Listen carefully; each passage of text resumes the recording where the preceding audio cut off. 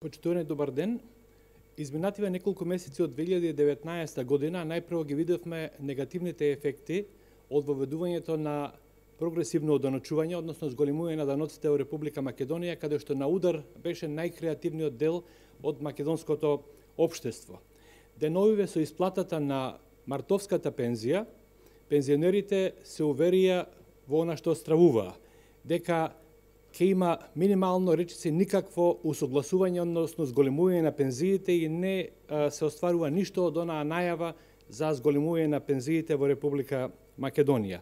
Именно подсетиме дека на 28 декември минатата година владата по скратена постапка го измени Законот за пензијско инвалидско осигурување, со што го укина усогласувањето кое што со години важеше и со порастот на платите во Република Македонија. Да подсетам, старото решение, кое што долго време функционираше, беше дека пензиите еднаш на 6 месеци се усогласуваат со 50% од стапката на пораст на трошоците на живот и 50% од стапката на пораст на платите во Република Македонија. Пензиите во изминатиот период растеа, затоа што растеа и платите во Република Македонија. Што се случува сега, односно што значи сето ова? Имено да подсетиме дека речиси во сите земји во светот, пензиите се усогласуваат по правило по двете основи кои што кај нас важеа до 1 јануари оваа година. Имено со усогласувањето на пензиите со зголемувањето на цените, треба да се задржи куповната моќ на пензиите. Но пензионерите исто така имаат право да учествуваат во зголемувањето на бруто домашниот производ, кој што е изразен и преку порастот на платите. Тоа е првата причина зошто порастот на платите треба да биде фактор за зголемување на цените. Втората е што ово согласување на пензиите, како што гледаме, доаѓа секогаш со задоснување, односно веќе се начнала куповната моќ на пензиите со порастот на цените во изминатите 6 месеци пред да се изврши усогласувањето, што не е случај со платите. Сега, по-конкретно, пресметано, а и самите пензионери видоа, и покрај она разлика за 3 месеци, дека има минимално зголемување на пензиите од само 0,7%, што, ево да речеме, на пензија просечно од околу 15.000 денари, значи некаде околу 100 денари.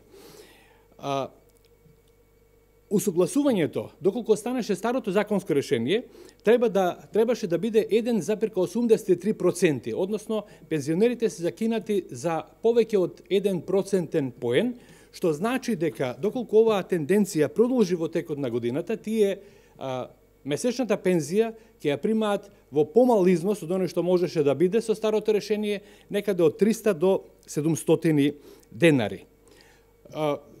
За волја на вистината да спомнеме дека вградено едно решение кое што нема шанса да се оствари, дека пензиите можат да дополнително се усогласуваат, односно да растат доколку бруто домашниот производ од земјата надмине 4%. Ова како што гледаме е нереално, затоа што ниту она што го видовме изминативе 2 години, ниту она што го предвидува и самата влада, а и меѓународните финансиски институции, не значи дека, односно не покажува дека постои шанса да се оствари бруто домашен производ во Република Македонија над 4%, и тоа ќе остане само празна надеж, односно празно ветување.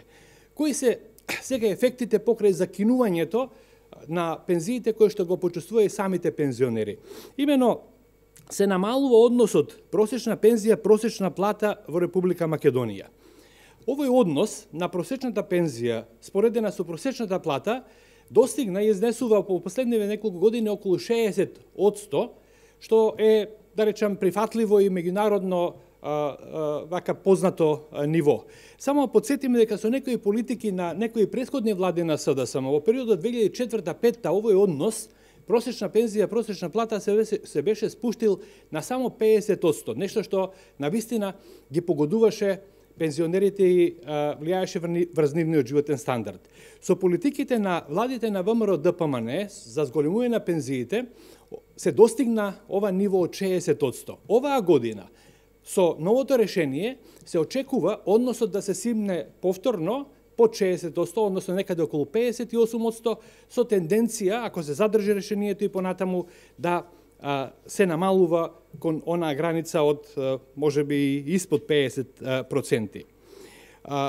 Ова е удар врз животниот стандард на пензионерите, уште од една дополнителна причина. Имено пензионерите, како и сите ние, користиме услуги кои што се во доменот на сивата економија, за поправка на домовите, некои други водоинсталаторски услуги, електричарски услуги, така натаму, кои што статистиката не може да ги опфати, се вршат единствено проценки, но тие и тоа како се зголемени цените од познати причини во последниве неколку години.